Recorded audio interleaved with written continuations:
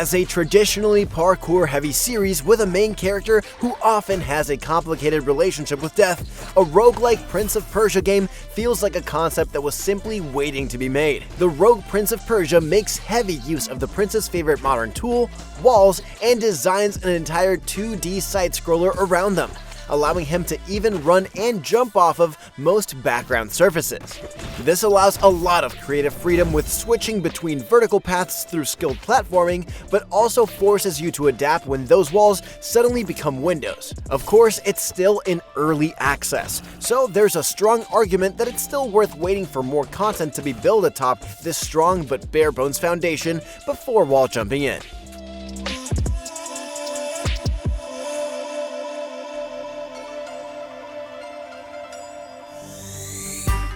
Closely following Prince of Persia: The Lost Crown's success this past January, the Rogue Prince of Persia is left to justify its bona fides through its developer, Evil Empire, which is best known for bringing renowned roguelite platformer Dead Cells to life.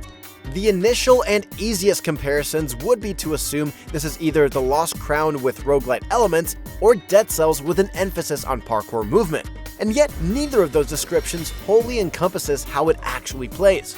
Without losing its roguelite concept, this new go-around for the prince puts more of an emphasis on his fighting capabilities across myriad weapons. Enemies come in many shapes and forms, with both shielded and unshielded varieties, and require every technique at your disposal to get through each fight unscathed.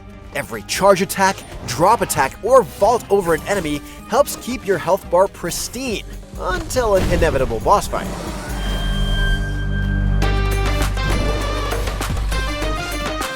One of the most important lessons to learn is that discretion is the better part of valor.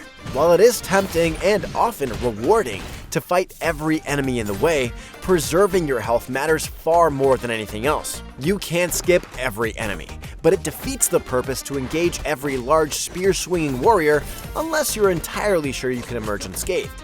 Combat is so involved that it can end up feeling overwhelming at times. So it is simply not worth it to take down a group of 5 enemies if it means dying to a saw blade in the wall a few steps farther into the level. This being a roguelite with randomly arranged levels though, avoiding danger is the greatest and sometimes most frustrating challenge. An unlucky fall into a group of enemies can be devastating to your life total, and even a good plan to destroy enemy shields can fall apart when there are too many grouped up to discern which one an attack will hit. When taking 2 or 3 hits can completely decimate a run, it can sometimes make you too wary of danger to really engage with the combat. And that's a shame, because the prince has various weapons available to unlock and wield, each using a different fighting style. The royal sword is a standout due to its good balance of speed and reach, while the whirling spear's long wind-up times might be less suited for a hit-and-run style of play. With 9 weapons currently available, there is definitely enough variety to make runs feel different, but not enough that you're routinely feeling over the moon at having found another one you click with. Those weapons are crafted and upgraded using the not particularly expansive system of bringing the single resource you gather on runs to an iron forge back at your base. That can get expensive when you're handing it over, often in double-digit numbers, and an average run only nets you around 30. Though those new weapons and improvements are then permanently unlocked for future runs. And this right here is the source of one of the largest annoyances with the Rogue Prince of Persia in its current iteration. You can sometimes forge items from the list, but they won't be marked off as unlocked in the collection, despite disappearing from the forge. This can only be a glitch, but it's an annoying one, because it's impossible to know if something has been forged and you just haven't organically found it mid-run yet, or if it never actually got unlocked and it's just lost to the sands of time. Another wrinkle is the charm system, essentially buffs and modifiers added to your combat skills that can mingle to effectively level you up between runs.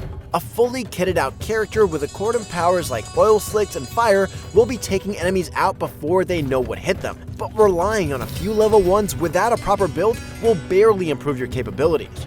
The handful of charms available right now largely don't seem to make a huge difference to your runs on their own, but a prince with leveled up charms will certainly have an easier time dealing with the unexpected than one barely scraping by on an early run. And when the Rogue Prince of Persia flows, it flows extremely well. 2D action game aficionados will enjoy bouncing along walls and bopping enemies with different weapons.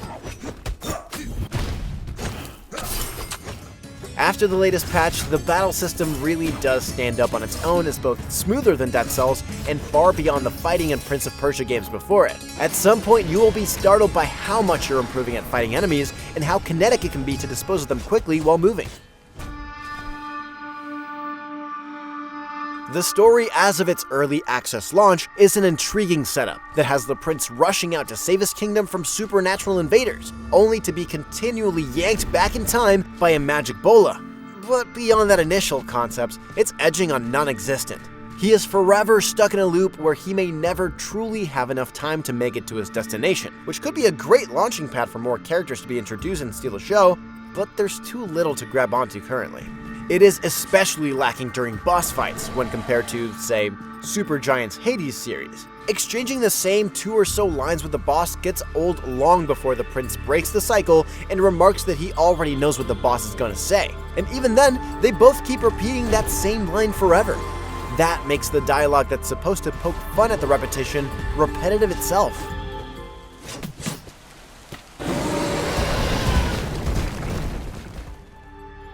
A cast of characters supports the prince along the way, but at this point they have no variety and no depth. Azadeh, the leader of the village you set out from, feels vaguely nonsensical at the moment. She's clearly waiting until she can either be reworked or given more lines to make what she currently has to say make sense in context.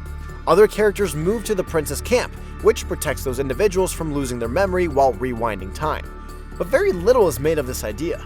There is plenty of time and opportunity to expand all of this in future updates, but it's a bit of a bummer to start out the adventure and feel very little motivation to do right by this merry troop of one-dimensional misfits. There is no voice acting to speak of for any of the Rogue Prince of Persia's characters either, including the prince himself. This doesn't feel like a huge loss right now, given how little there would be to say, but it doesn't help the already flat characters feel any less paper-thin.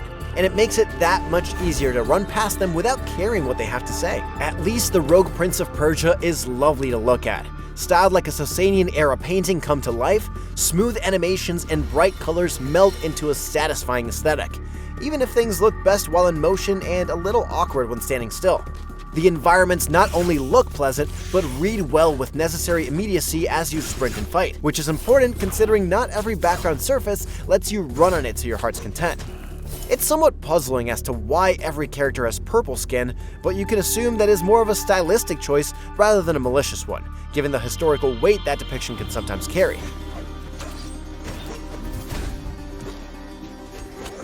Level variety is on point, with each new area looking substantially different in color scheme and tone from the previous one. If only the enemy visual design was as bold as the environmental art, then areas would feel a lot more fresh. Instead, the theming grates a little when seeing an enemy from a previous area in a new one, along with several similar-looking mask-wielding moves. The music is often somewhat relaxed and in the background, never really taking the focus away from the action. At other times, there is some dynamism in the soundtrack that will have you tapping your toes along with a beat, but something about it feels ill-fitting with the action on the screen. It's like it's tuned for someone who wants to run forward without stopping, which is not going to fit every playstyle an action roguelike can support. The opening theme is also incredible, but does evoke a similar alien feeling when considered as part of the whole. However, all of the good and the bad of specifics like this are largely awash under the criticism that there is simply not enough at the Rogue Prince of Persia's early access launch to hold your attention for very long.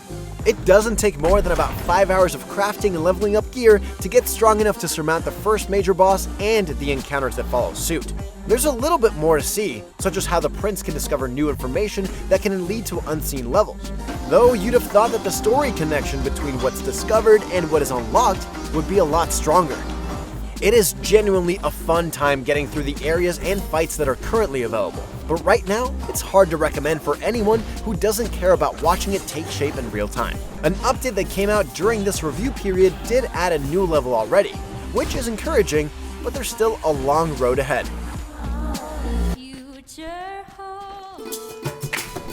With a slick presentation and an incredibly fun combat system, all the right pieces are here for the Rogue Prince of Persia's success.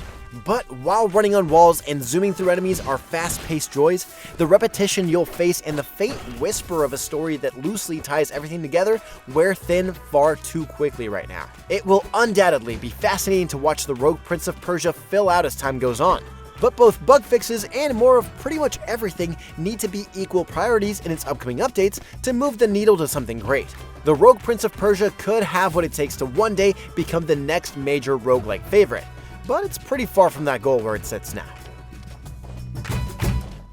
For more, check out our reviews of Withering Waves or Destiny 2: The Final Shape. And for everything else, stick with IGN.